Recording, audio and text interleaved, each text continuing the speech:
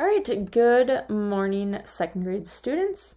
Today for science, we are going to have an introduction to adaptations. So today we are going to be looking at chapter 2 in our unit 3 on habitats and adaptations. And so in chapter 2, we are going to be focusing on adaptations in living things. Think about the organisms in a pond habitat. A duck can glide across the water. A turtle can move from water to land.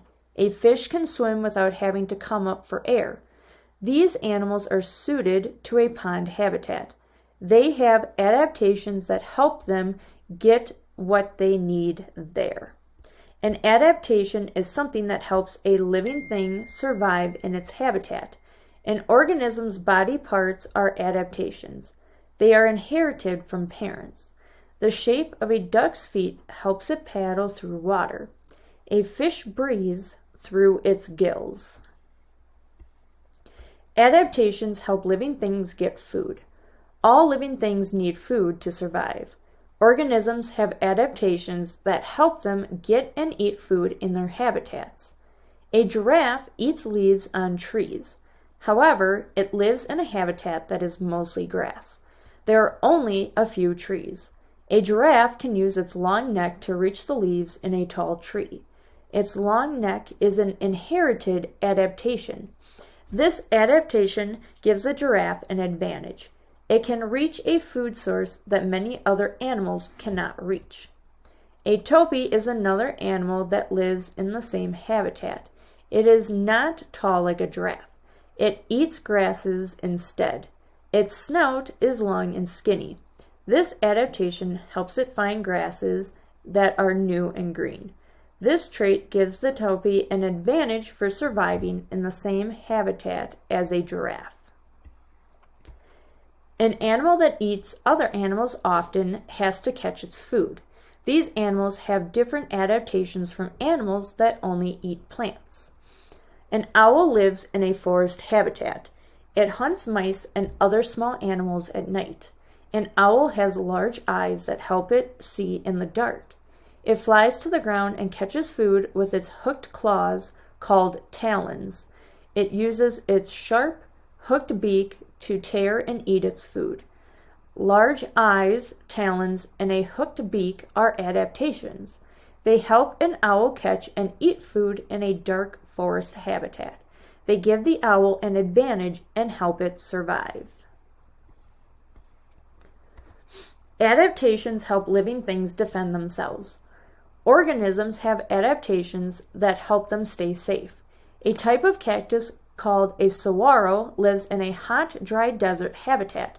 It has adaptations that save water. Its thick stem stores water. A tough, waxy outer layer keeps moisture inside the plant. Sharp spines make it hard for animals to eat the cactus. These adaptations give this cactus an advantage in a desert environment. A horned viper lives in a desert too. Its colors help it blend in with the rocks and sand. This is called camouflage. Camouflage helps an animal stay safe in its habitat. Hawks and owls can't see the viper very well when they hunt. The poison dart frog lives in a rainforest habitat. It is a very small animal and brightly colored. The poison dart frog is poisonous. Its bright colors are a warning. When other animals see it, they know not to eat the frog. The poison dart frog's warning colors are an adaptation. They give the frog a good defense against predators. A capybara also lives in a rainforest habitat. A capybara is a furry animal about the size of a large dog. It has a different way of staying safe from predators. It jumps into nearby water. Most of its predators cannot swim. A capybara has webbed feet for swimming. It can hold its breath for 5 minutes. Both webbed feet and breath holding are adaptations. They help the capybara protect itself from predators. Adaptations help living things find mates. Some animals have features that help them find mates.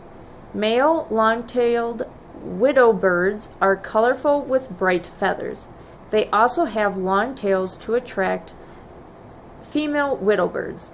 Widow birds that find mates can reproduce. They pass on their traits to young. Giraffes' long necks are not only an advantage for reaching high leaves.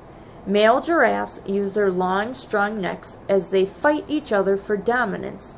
The winners in these contests are more successful at attracting female giraffes to mate with and reproduce. Alright, and we are going to stop there today for our lesson.